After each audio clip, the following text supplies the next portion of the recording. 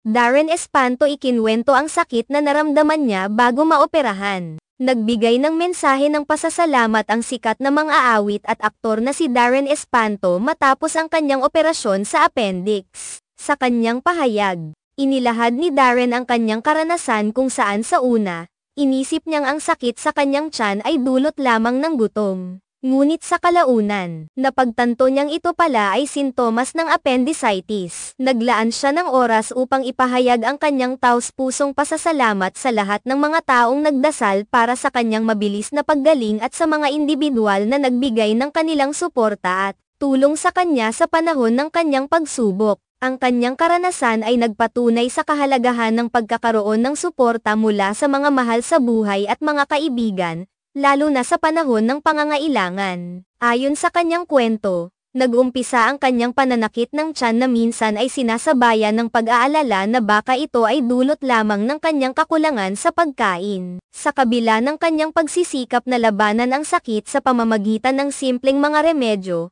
hindi pa rin humupa ang sakit, kaya't napagpasyahan niyang magpatingin sa doktor. Dito, natuklasan na siya pala ay may appendicitis, isang kondisyon na nangangailangan ng agarang medikal na atensyon. Sa kabila ng takot at pangamba na dulot ng operasyon, nahanap ni Darren ang lakas sa mga mensahe ng suporta at pagmamahal mula sa kanyang pamilya, mga kaibigan, at mga tagahanga. Ang mga panalangin at mabubuting hangarin mula sa mga taong nagmamalasakit sa kanya ay naging malaking bahagi sa kanyang mabilis na paggaling at pagbabalik sa kanyang mga gawain. Ang operasyon sa appendix, na kilala rin bilang appendectomy, ay isang karaniwang surgical procedure na isinasagawa upang alisin ang inflamed appendix na maaaring magdulot ng seryosong komplikasyon kung hindi maagapan. Sa pamamagitan ng pagtanggap ng tamang medikal na paggamot at pangangalaga, nakapag-recover si Darren at muling nagkaroon ng pagkakataon na ipahayag ang kanyang pasasalamat sa lahat ng mga nagbigay ng tulong sa kanya.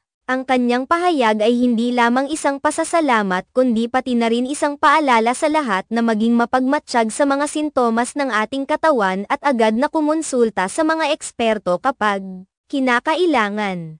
Ang kanyang karanasan ay nagbigay inspirasyon sa marami, lalo na sa mga hindi pa nakakaranas ng ganitong uri ng kondisyon, na maging maingat at responsable sa kanilang kalusugan. Nagbigay siya ng espesyal na pasasalamat sa kanyang pamilya na hindi tumigil sa pagbibigay ng moral support sa kanya sa bawat hakbang ng kanyang recovery. Ang kanilang pag-aalaga at pagmamahal ay naging malaking tulong upang mapanatili ang kanyang moral at tiwala sa sarili sa kabila ng mga pagsubok. Muli, nagpasalamat si Darren sa mga doktor at mga medical staff na naglaan ng kanilang oras at kasanayan upang matulungan siyang malampasan ang kanyang operasyon. Ang kanilang dedikasyon at propesyonalismo ay lubos niyang pinahahalagahan at tinuturing na mahalagang bahagi ng kanyang matagumpay na paggaling. Ang kanyang pag-amin sa kanyang karanasan ay nagbigay ng pagkakataon sa kanya upang ipakita ang kanyang pasasalamat at magsilbing inspirasyon sa iba na dumaranas ng kaparehong sitwasyon.